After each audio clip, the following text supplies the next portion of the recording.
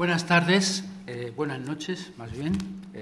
Agradezco la invitación a Rosa y a Lierni, que me hicieron el ofrecimiento de venir a este lugar tan interesante, tan bonito. Es la segunda vez, este Museo de San Telmo, y a esta ciudad que cada vez que la visito siempre pienso que es una de las más bonitas del país.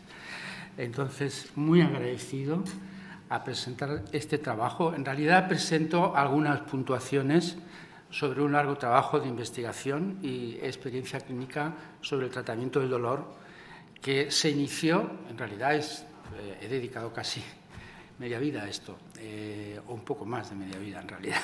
Se inició desde mis primeros años de mi ejercicio profesional como médico y posteriormente en el campo del psicoanálisis, como psicoanalista.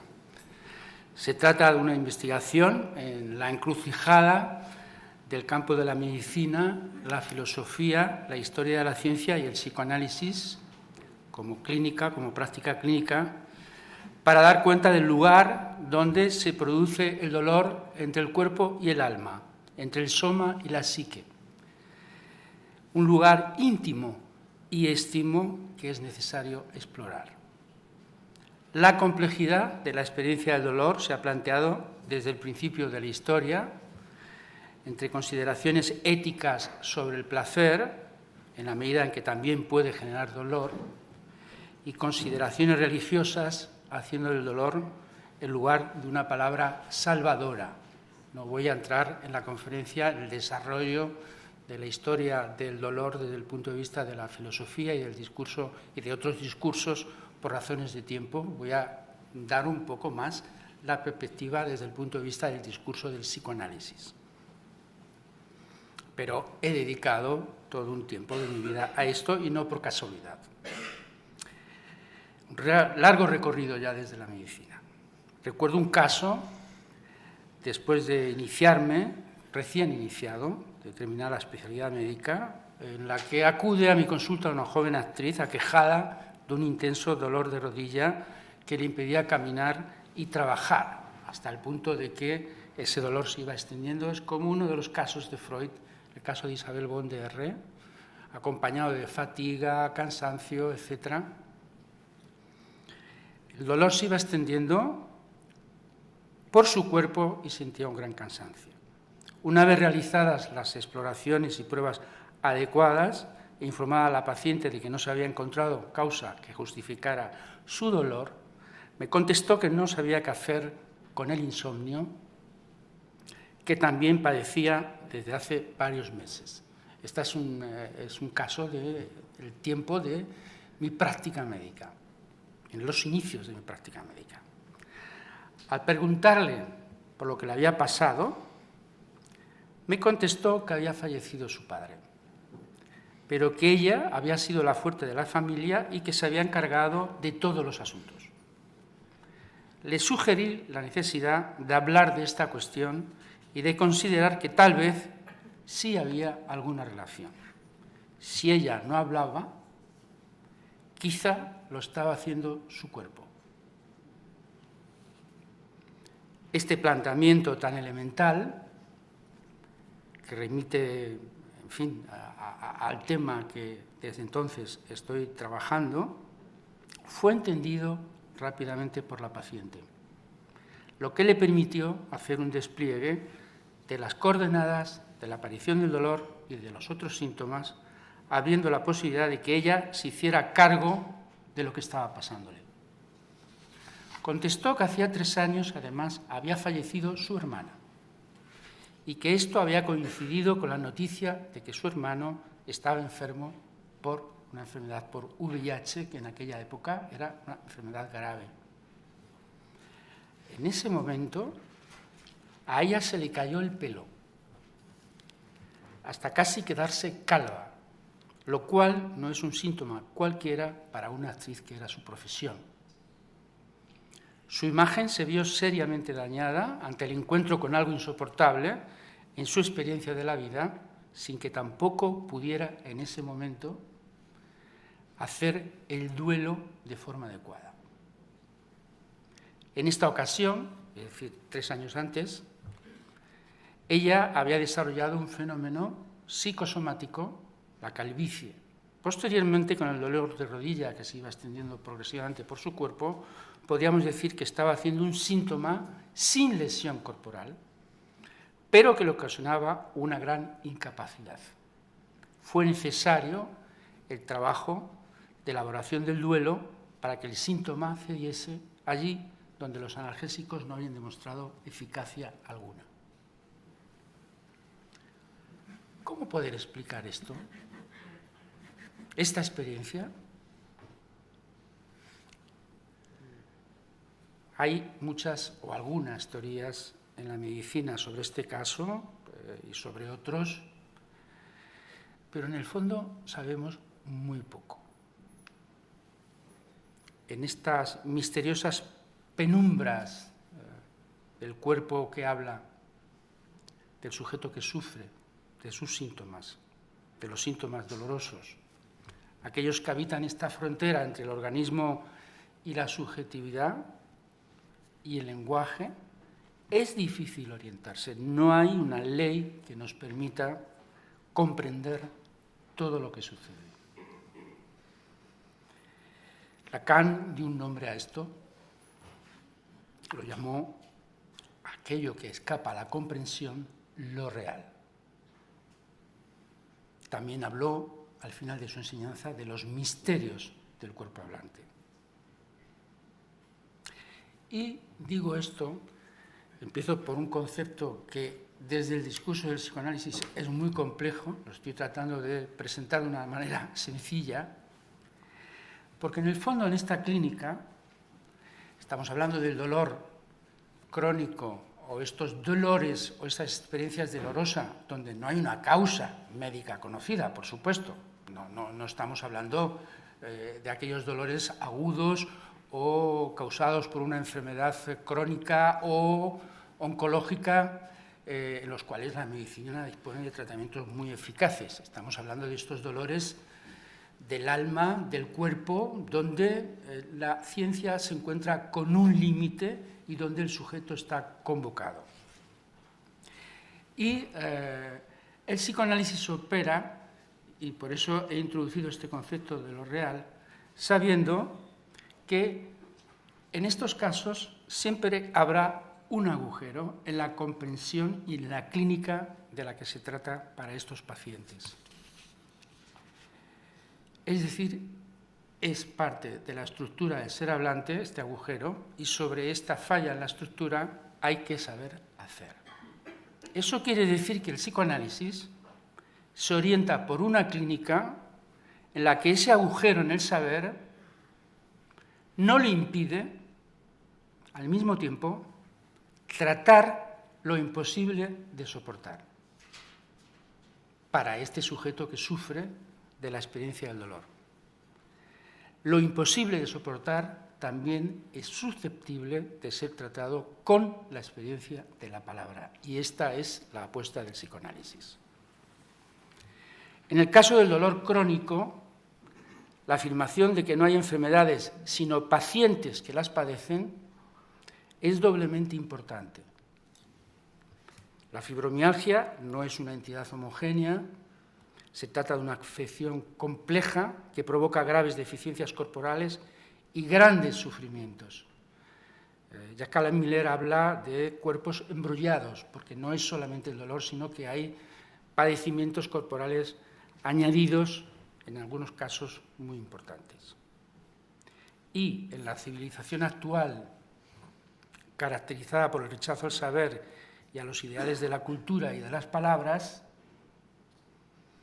lo que aparece muchas veces es el lenguaje del cuerpo en sus diferentes modalidades. Es decir, cuando el paciente, el sujeto, no puede hacer los duelos, como lo que he comentado con el caso anterior, por una pérdida, o tomar la palabra para hacerse responsable de lo que puede, o de las encrucijadas en muchas ocasiones de la vida, cuando el paciente no habla, a veces habla el cuerpo directamente, y el dolor es un afecto particularmente que se manifiesta con mucha frecuencia. El cuerpo, marcado por el lenguaje, habla a su manera. Esta afirmación puede parecer extraña, como que el cuerpo habla a su manera. Bueno, en realidad el cuerpo habla porque yo estoy hablando y yo tengo un cuerpo. Es decir, el cuerpo hablante, el cuerpo del sujeto habla. Pero habla también a veces a través de los síntomas del cuerpo, sin que sea el sujeto, sin que esos síntomas sean subjetivados por el sujeto que habla. Es un cortocircuito, donde el sujeto no está. Hay una separación radical entre la subjetividad y el síntoma corporal. El lenguaje y el cuerpo constituyen un matrimonio raro, vamos a llamarlo así. Bueno, pero es la particularidad del ser hablante a diferencia del mundo animal. Y sí, en el discurso de la ciencia, esta conexión es rechazada. Eso no quiere decir que no exista. Al contrario, es un hecho verificable no solo en la clínica, sino también en la experiencia de la vida. Rosalind Ray, en su Historia del dolor, es un trabajo de investigación que es referencia imprescindible para entender cómo a lo largo de la historia de nuestra civilización el dolor ha sido objeto de numerosas interpretaciones, enfoques diversos y contradictorios influidos por los discursos dominantes de cada época, nos dice, cito a Rosalind Ray, el dolor siempre tiene un lenguaje, aunque ese lenguaje sea un grito, un sollozo, un crispar de la fisonomía, y es al mismo tiempo un lenguaje en este sentido. Se inscribe en las normas de lo lícito y lo transgresor, entre lo que se puede dejar ver y lo que se debe callar u ocultar. Normas y códigos que dependen de las formaciones culturales de las sociedades en las que se encuentran.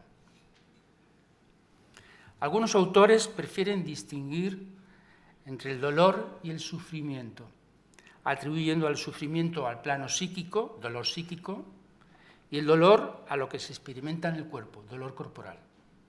Se han publicado numerosos ensayos en los campos de la filosofía, la antropología y la historia cultural del dolor sobre estos puntos que están en debate. El psicoanálisis considera el dolor como un síntoma ligado al cuerpo. El sufrimiento no puede existir sin el cuerpo y a la inversa el dolor corporal no puede existir sin el sufrimiento subjetivo. No existe una línea divisoria clara entre ambos. Situar el dolor como una experiencia corporal nos permite abordar el estudio del dolor a partir de lo que la experiencia clínica nos enseña, por supuesto. Cada vez son más importantes las voces que se alzan para expresar la contradicción que produce la diferenciación entre el cuerpo y el pensamiento que se viene proponiendo desde la aparición del discurso de la ciencia en el siglo XVI, a partir de Descartes, con el discurso del método y todo lo que es la obra de Descartes. Es el paradigma vigente todavía hoy día del paradigma del cuerpo como una máquina. Cabe destacar que cuando la medicina moderna comenzó a desplegar sus avances terapéuticos más importantes, los cuales celebramos, es decir, no estoy haciendo un discurso contra la medicina, afortunadamente la ciencia avanza, pero hay un problema. Avanza, pero al mismo tiempo excluye la subjetividad del paciente. Y el dolor crónico, particularmente, fue dejado de lado en aras del progreso científico. El verdadero problema que ha surgido con el desarrollo de la medicina científica es que ha relegado a un segundo plano el tratamiento del dolor crónico. La mayoría de las estrategias siguen basándose en la farmacología y en la concepción fisiopatológica dualista, en la separación de lo mental y lo corporal. Paradójicamente, esto es muy curioso, porque la propia definición que da la Asociación Internacional sobre el Dolor define, que corresponde al dominio de la medicina, ya habla en sí mismo de la experiencia subjetiva del dolor exista o no una lesión orgánica conocida, como es el caso de las fibromialgias, donde no hay una lesión orgánica conocida que justifique la aparición del dolor. Y la exclusión de la subjetividad tiene sus consecuencias. En general, los enfermos de fibromialgia, en su inmensa mayoría mujeres, transitan por el sistema sanitario sin encontrar una salida adecuada que les ayude a resolver el dilema en que les ha colocado la enfermedad. En España hay aproximadamente 1 millón de mujeres diagnosticadas por parte de la medicina de fibromialgia. Es el 4,2% de las mujeres y hay una minoría de hombres. Es un padecimiento particularmente, masivamente específico de la mujer. Pero cada caso, esto sí puedo decirlo con absoluto convencimiento, más allá de las clasificaciones médicas, cada caso, cada fibromialgia es distinta. Cada caso tiene su singularidad. Si hay muchos tipos de dolor, es ante todo porque hay muchos tipos de sufrimiento. El dolor saca al individuo de sí mismo, lo pone a prueba para lo mejor o para lo peor. Le hace descubrir recursos propios cuya existencia ignoraba. Y aquí, por supuesto, al mismo tiempo que digo o planteo toda esta reflexión un poco desde interpelando las insuficiencias que tiene el discurso médico para abordar el tratamiento de este tipo de padecimientos, al mismo tiempo tengo que decir que es esencial trabajar en colaboración entre el psicoanálisis y la medicina. Es una realidad que la demanda del tratamiento del dolor crónico se dirige en primer lugar al médico, que tras haber estudiado el caso se encuentra ante un límite y no sabe realmente qué hacer. La función del médico es esencial en ese momento, ya que se trata de conducir al paciente desde lo somático a la orilla de la subjetividad. Esta operación puede tener lugar siempre y cuando el médico no retroceda ante la impotencia en la que lo sitúa el saber de la ciencia y quiera ir un poco más allá, escuchando el sufrimiento del paciente. El objetivo es no buscar una solución milagrosa, que no las hay, y evitar la iatrogenia que generalmente ocurre como resultado de un tratamiento medicamentoso, prolongado e ineficaz, a veces con analgésicos muy potentes como la morfina y derivados que no han demostrado eficacia alguna y que, sin embargo, produce efectos secundarios muy importantes.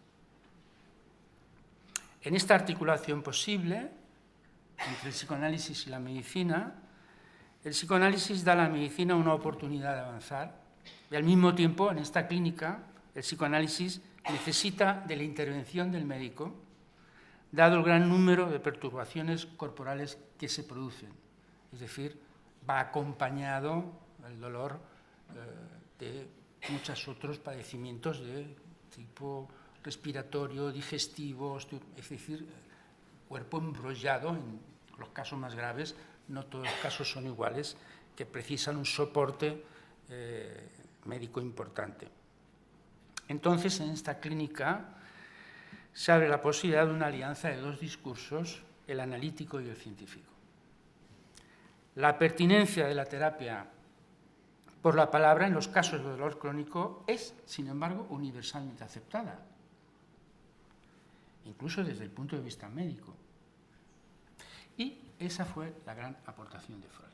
Y paso al segundo punto que quiero tocar, ¿qué aporta Freud, el psicoanálisis, desde sus orígenes a este tema? Porque es un tema elaborado en los historiales clínicos de Freud desde finales del siglo XIX y todos los trabajos que hace en estudios sobre la histeria, el tema del dolor ocupa un lugar central prácticamente en casi todos los casos clínicos.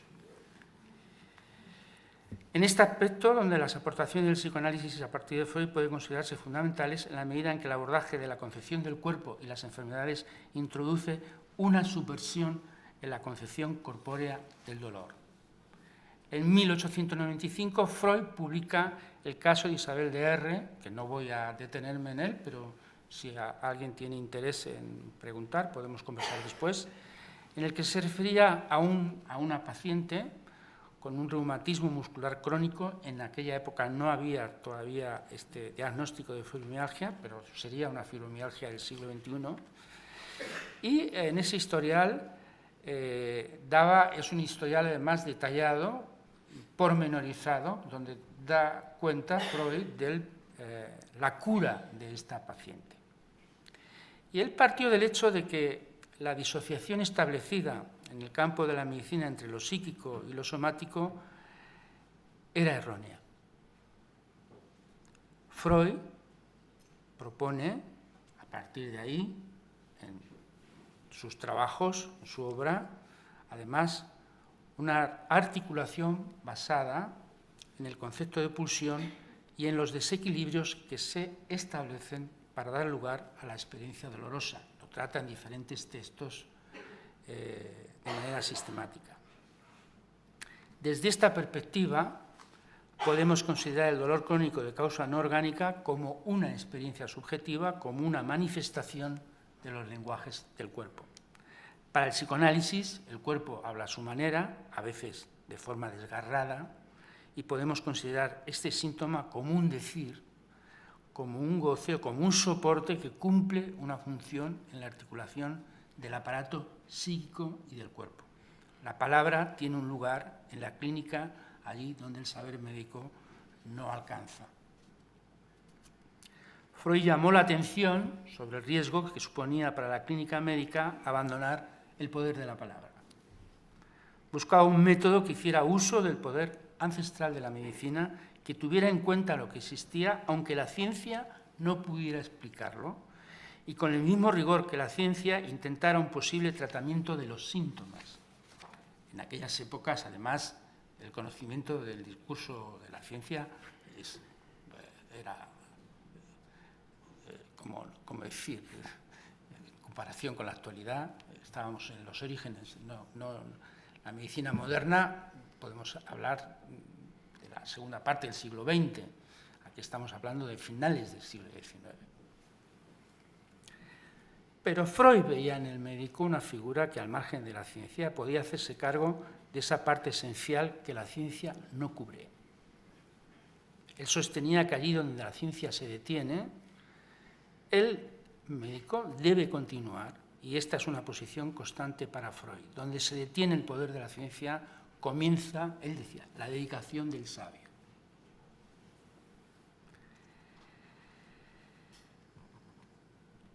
A partir de Freud,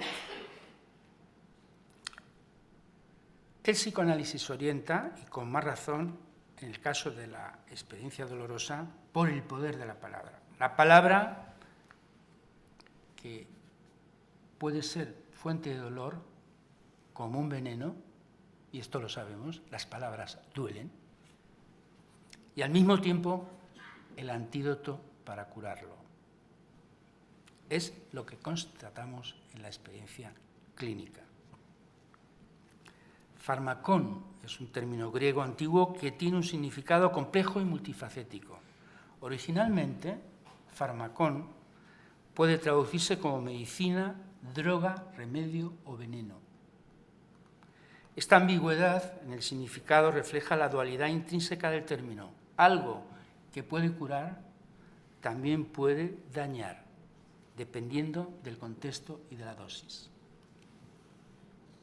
Clotilde Legil, en su libro La era del tóxico, nos muestra que va a ser el descubrimiento de Freud del inconsciente lo que le permite percibir la dimensión tóxica de las palabras. El remedio a esa extraña sustancia que viene a envenenar nuestra relación con la vida es el deseo de saber qué es lo que me ha envenenado. Es una metáfora. En la experiencia de un psicoanálisis puedo descubrir hasta qué punto ciertas palabras me han envenenado y condicionado mi destino, o qué encuentros o qué encrucijadas son la fuente de esa experiencia dolorosa. puedo descubrir también hasta qué punto los poderes del verbo son remedios. Es a través de las palabras que voy a poder deshacer lo que se ha hecho también con las mismas palabras.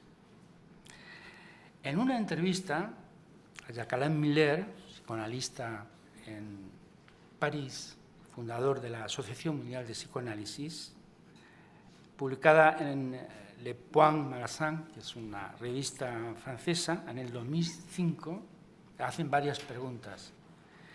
Y al final le preguntan, pero para usted, ¿qué es un psicoanálisis? ¿Qué es el psicoanálisis? Y responde, un psicoanálisis consiste en hablar libremente, en no silenciar las ideas que pasan por tu cabeza, como lo hacemos ahora mismo, es decir, cuando uno habla con el otro en un registro de conversación, de comunicación, obviamente no decimos todo lo que se nos pasa por la cabeza. Pero en el psicoanálisis sí hay que hablar de todo lo que a uno se le pasa por la cabeza. Y añade, poco a poco, desde dentro de tus propias palabras, otro significado te forma y sorprende. Luego se desmorona, llevándose el dolor con él.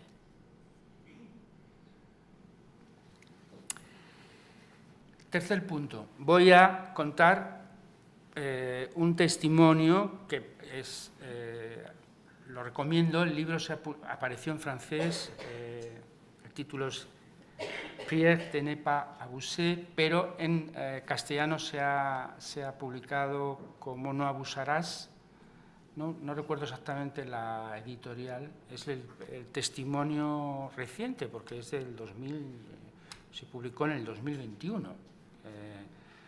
De Patrick Guyon, donde nos relata un hombre que padeció, es un testimonio, es muy vivo, es muy desgarrador al mismo tiempo porque relata la relación con su experiencia del dolor corporal de una manera realmente muy desgarradora. Y él en un determinado momento recupera, dice, la capacidad de hablar, aunque no sabía que había estado privado de ella. Nunca se había imaginado la importancia de hablar y que hubiera sido tan beneficioso, dice él. Él creía que la vergüenza era solo un fantasma, que no era nada comparada con la paz que da el estar libre de cadenas. Él nos dice, como su cuerpo dolorido había sido retorcido y doblado alrededor de una vertical durante muchos años, se refiere a la columna vertebral, y el diafragma estuvo aplastado y el plexo comprimido. La angustia nunca le abandonó.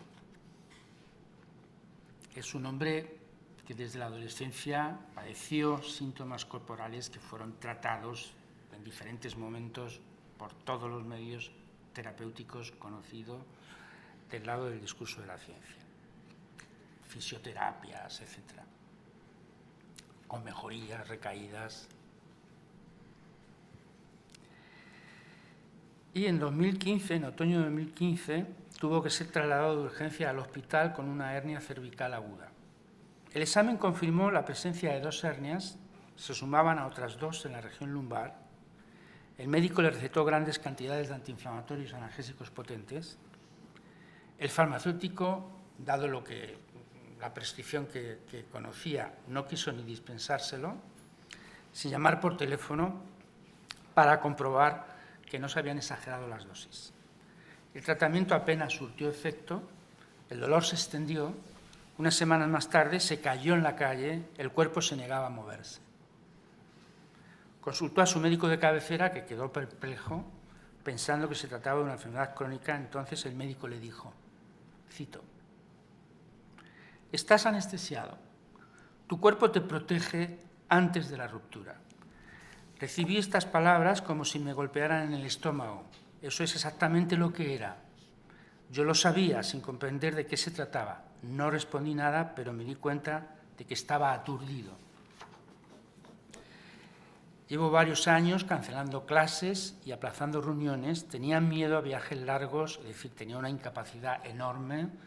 Es jesuita, sacerdote, ocupa un lugar eminente es director de las carreras de filosofía y teología del Centro CEFS de las facultades de los jesuitas en París. Investigador, es decir, ocupaba un lugar muy relevante en la orden. Y en ese momento su madre estaba ingresada en el hospital y estaba preocupado por su salud. La idea de que me había anestesiado, dice él, nunca me abandonó, por paradójico que fuera, porque me dolía. Yo me había retorcido sobre mí mismo, me había enrollado en la columna vertebral, mis músculos se habían doblado, me dolía el cuerpo desde la infancia. ¿Cómo podía alguien de más de 2 metros acurrucarse así? Un intenso lumbago hizo aflorar este oscuro dolor. No veía nada en mi historial que pudiera haberme ayudado a sobrellevarlo. La moral estaba de los nervios, como si la excitación del nervio ciático se hubiera apoderado de todo mi cuerpo. Un dolor de muelas se había extendido a mis miembros inferiores desde hacía semanas, pero no podía oír mi sufrimiento allí donde se expresaba. Intenté acallarlo con medicamentos, el dolor me había insensibilizado. En su libro cuenta que todo esto empezó en la infancia y que finalmente un reumatólogo le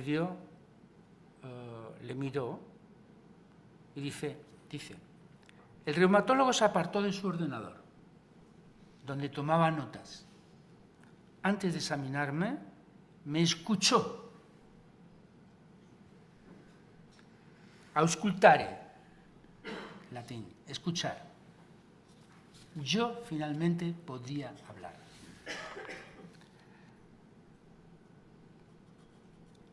Hubo una mejoría, pero unos meses más tarde volvió a aparecer el dolor y finalmente fue derivado a una unidad de tratamiento del dolor. Por fin pudo recordar lo que él había rechazado conscientemente.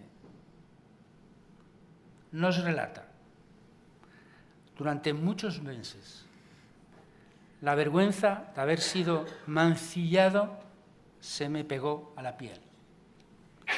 Durante casi 3 años, un sacerdote se había masturbado delante de mí. La culpa no tardó en apoderarse de mí. No dije nada que tenía que ocultar. Había experimentado placer que había sentido de niño. La idea me atormentaba. En mí un muro había sido levantado. No tendrás acceso a esa escena. No volverás a lo que te destruyó. Esa escena estuvo reprimida durante toda su vida hasta que pudo recordarla y ponerla en palabras. La verdad llegó en un momento de iluminación y destrozó su identidad tal y como la había concebido. Había hecho añicos la fabulosa historia de su infancia, una historia de momentos felices y reales. Se preguntó si él había sido la única víctima, si el agresor había sido conocido por actos similares en otros lugares, en otros momentos.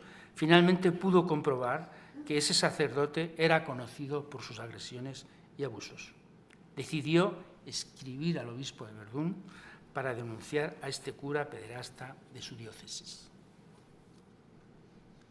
Él dice que el trabajo regular, el tratamiento con la palabra, le ayudó y le permitió tratar el dolor en el que había estado encerrado durante toda su existencia. Le contó al obispo lo que había pasado. Hizo una denuncia ante comisaría. No voy a contar detalles, os animo a leer este testimonio que verdaderamente me parece que está muy bien escrito además y está traducido al castellano, con lo cual podéis leerlo. Hay que añadir, sin entrar en los detalles del testimonio, que la justicia civil dictaminó la prescripción de los hechos denunciados y que posteriormente se abrió un procedimiento canónico, Patrick no solo hizo pública su denuncia, sino que adoptó una postura ética con su testimonio público, lo que confiere mayor dignidad a la decisión de salir del silencio. Por supuesto, los efectos terapéuticos fueron muy importantes, aunque a esa altura de su vida, es un hombre que ya tiene muchos años, quedan restos sintomáticos. Por otro lado, no parece casual que este paso que él dio al frente se produce en un momento de la enfermedad de la madre, del temor de perderla y de enfrentarse a una forma de angustia cuando tiene lugar la reminiscencia de este abuso. Lo que hace de este caso, lo que es relevante, es que es un miembro prominente de la Compañía de Jesús, que ha hablado públicamente sobre su historia de abusos sexuales, cambiando su posición subjetiva del silencio de la pulsión, que tuvo consecuencias catastróficas sobre su cuerpo, a la palabra que pudo liberarle, de manera que pudo atravesar el muro en el que él mismo se había encerrado durante décadas. Paso a otro apartado, la perspectiva de Lacan. Las aportaciones de la última enseñanza de Lacan nos proporcionan un marco epistémico para abordar la clínica del dolor, más allá incluso de lo que fue formulado por Freud.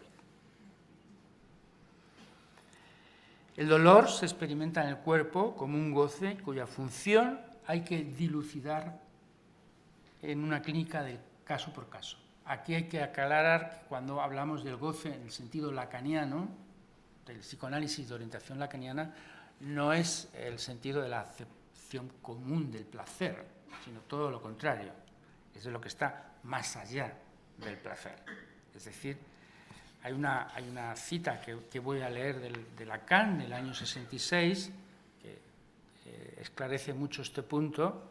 Leo, dice Lacan, pues lo que yo llamo goce, en el sentido en que el cuerpo se experimenta, es siempre del orden de la tensión, del forzamiento, del gasto, incluso de la hazaña. Incontestablemente hay goce en el nivel donde empieza a aparecer el dolor. Y sabemos que es solo a ese nivel del dolor que puede experimentarse toda una dimensión del organismo que de otro modo permanece pelada. Es decir, hay una... Pío Baroja hizo una tesis que creo, si no recuerdo mal, la presentó en la Universidad Complutense de Madrid sobre el dolor, que se puede encontrar en aquella época, se escribía en la pluma y entonces está digitalizada y uno la puede recuperar de Internet. Los fondos de la Universidad Complutense de la Facultad de Medicina, porque él fue médico antes que escritor. Y la tesis era sobre el dolor. Y plantea para transmitir este concepto del goce de Lacan, una manera que a mí me gusta mucho, porque él dice, estamos hablando, es la época de Freud, finales del siglo XIX, él dice que, porque el problema es cómo el cuerpo se experimenta como vivo, ¿no? Es decir, el cuerpo, el sentido de la vida del cuerpo, de qué manera uno tiene un registro subjetivo de lo vivo del cuerpo. Y entonces plantea un concepto que es el de cenestesia, que es un concepto médico. Entonces, él habla de la cenestesia, es decir, de lo que el cuerpo experimenta como vivo, del lado del placer y del lado del dolor. Entonces, la cenestesia del lado del dolor es el goce lacaniano. Y la experiencia de ese goce puede experimentarse de una forma tan radical hasta el punto de que el cuerpo parece que puede llegar incluso a deshacerse y he podido atender casos en que un paciente encuentra en esa consistencia del dolor, es decir, al mismo tiempo un cuerpo que se deshace, en el dolor puede encontrar una manera de consistir, de encontrar una consistencia.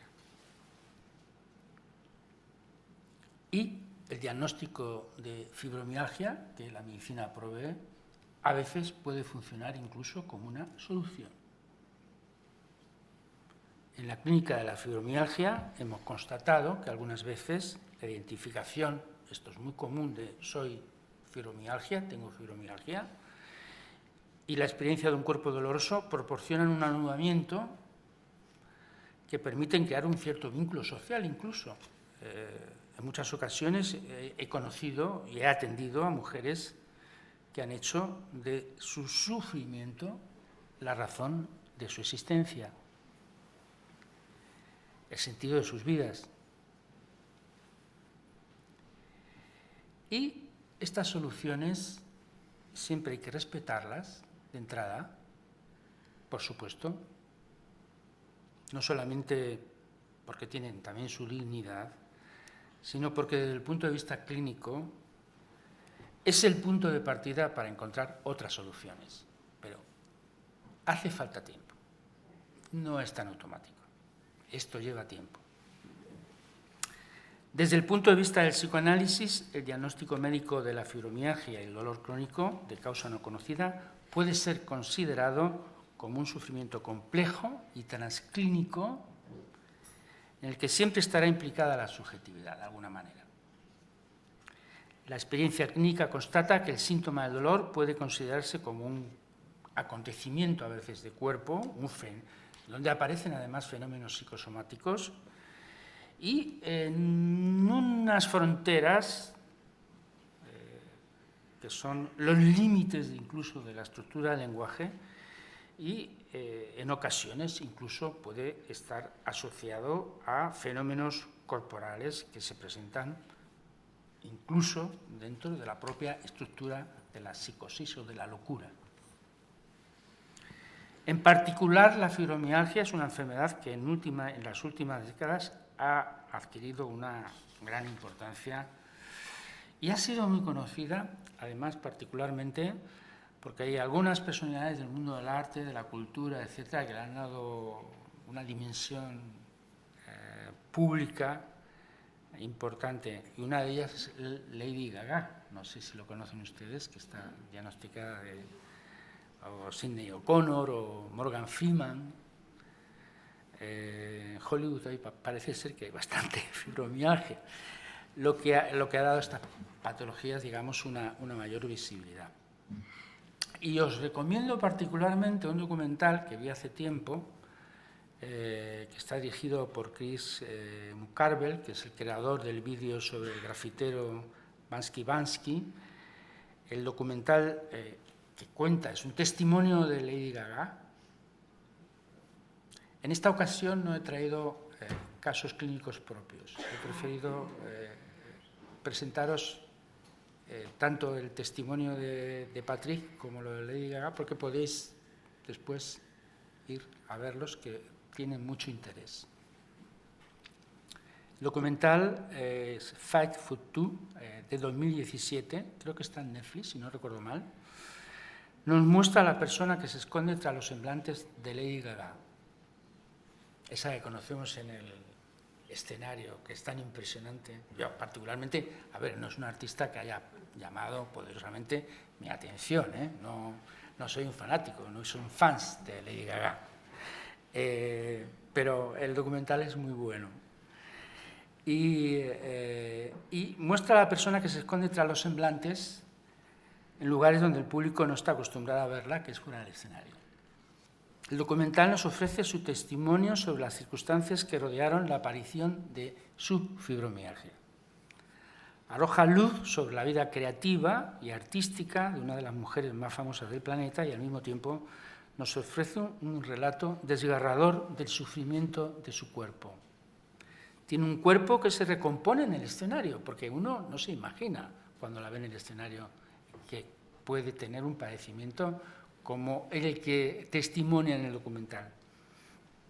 Pero en el escenario y en la música se recompone y al mismo tiempo se derrumba totalmente la vida cotidiana. Este doloroso síntoma corporal la ha llevado a una discapacidad casi total que requiere de muchos cuidados. El documental comienza con la artista diciendo que está harta de aguantar la gilipolleces de los hombres. Esto es literal, ¿eh? Afirmando que si está deprimida es su cuerpo el que está pagando el precio. Llega a decir que su vida es una locura, una vida marcada por el éxito de una estrella de la música, pero también por pérdidas y rupturas. Ella dijo, dice en el documental, la cito, «Señor, muéstrame el camino a través de este cuero gastado».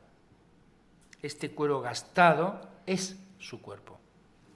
Este cuerpo que ha adornado de las formas más variadas a lo largo de los años en su carrera musical, cuando se ha subido al escenario, ya no le sirve. Una gira musical en 2012, una fractura de cadera y la ruptura amorosa la han conducido al abismo, dice ella. Desde entonces, como una mujer llena de vitalidad, intenta reinventarse. Ella testimonia de un acontecimiento trascendental en su novela familiar, la muerte de una tía abuela paterna, Joanne. De hecho, ella produjo un disco con el nombre de la tía abuela y del duelo que se transmite de generación en generación por su abuela paterna, que le es muy querida, y por el propio padre, que la acompaña a todas partes. Este dolor se produce en cada pérdida de su vida. Finalmente publicó un álbum que lleva el nombre de la tía abuela, Joanne. Este testimonio, yo creo que es un... Yo cuando lo vi pensé, ¿por qué hace este testimonio donde ella se muestra de esta manera, ¿no? Quizás es la manera que ella ha encontrado de dar cuenta, igual que hace el Patrick Guyon, públicamente, es una forma de tratar también lo que a ella le pasa, de hacer público. En el documental aparece todo, es alguien que tiene dinero, por supuesto, y tiene muchos recursos para toda una serie de cuidados que no están al alcance, por supuesto, de la mayor parte de la humanidad. Y dice, todo está por hacer. Siente miedo y ansiedad, atraviesa momentos difíciles, dedica este álbum a su abuela y su padre diciendo, lo hice por ti y por papá. El documental muestra claramente los diversos recursos de que dispone y la sinceridad de sus palabras son un testimonio muy elocuente del anudamiento entre el síntoma del dolor del cuerpo y su propia historia de pérdidas, que puede observarse en su propia novela familiar. Este documental nos muestra el sufrimiento de una artista aclamada y admirada por millones de personas en todo el mundo, describiendo la fibromialgia como una enfermedad paradójica y contradictoria al mismo tiempo. Es la razón por la que consideramos que se trata de un fenómeno transclínico que requiere una atención especial durante la cura, al diagnóstico y al caso por caso. En su última enseñanza, Lacan definió el síntoma como un acontecimiento del cuerpo, lo que implica que cada caso clínico pone de manifiesto el aspecto más singular del sujeto. Hay fenómenos que se experimentan en el cuerpo del sujeto, dolores localizados o generalizados que no tienen una causa orgánica conocida y que al paciente incluso le cuesta poner en palabras. Temblores, ardores, visión borrosa.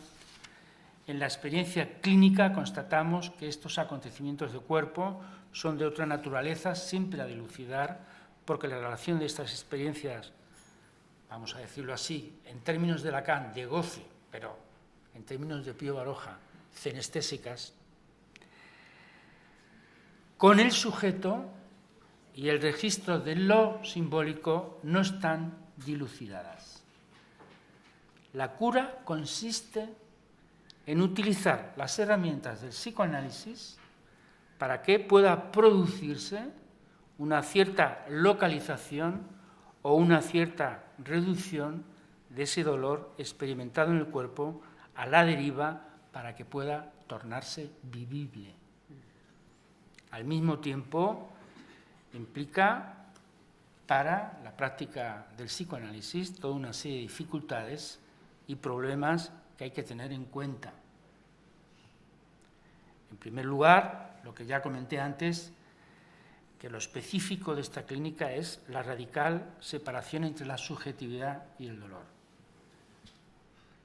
En segundo lugar, el dolor es un síntoma que no pide nada. Es la pura manifestación de un goce deslocalizado a la deriva. Es algo muy distinto a los síntomas de la época de Freud. No son los casos que describe Freud en estudios sobre la histeria. Tienen otra complejidad y quizás las herramientas que aporta Lacan a lo largo de su enseñanza nos permite tener una clínica orientada en la contemporaneidad. El síntoma se dirige al médico para que éste pueda dar respuesta tanto a su causa como a su cura, quedando el paciente siempre al margen de su implicación. Y es indispensable poder escuchar y acoger las palabras del enfermo e intentar explorar lo que se ha desestabilizado. En este nudo, entre el lenguaje y el cuerpo, entre el sentido de la vida, que queda a la deriva, y el ser hablante que tiene un cuerpo que habla a su manera. Además, en el caso de la fibromialgia, los síntomas corporales son de naturaleza variable. Y para terminar,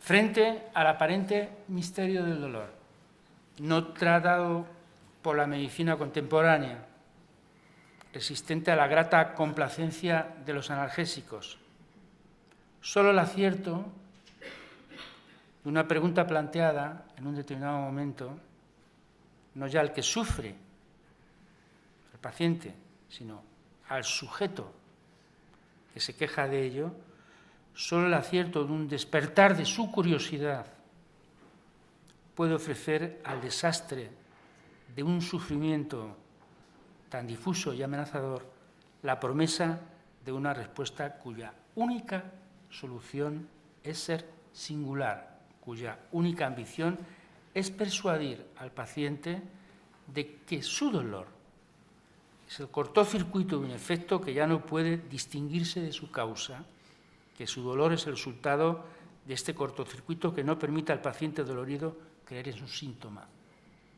Si consiente el paciente a creer que hay un síntoma que le concierne, entonces el poder del tratamiento con la palabra puede dar una nueva perspectiva a su relación con la vida y quizás haya chance, haya suerte. Hay una clínica posible del psicoanálisis que tiene una fundamentación y una orientación, pero a veces el psicoanálisis también fracasa, tengo que decirlo, tiene sus límites, es una clínica muy compleja, pero no es imposible. Nada más.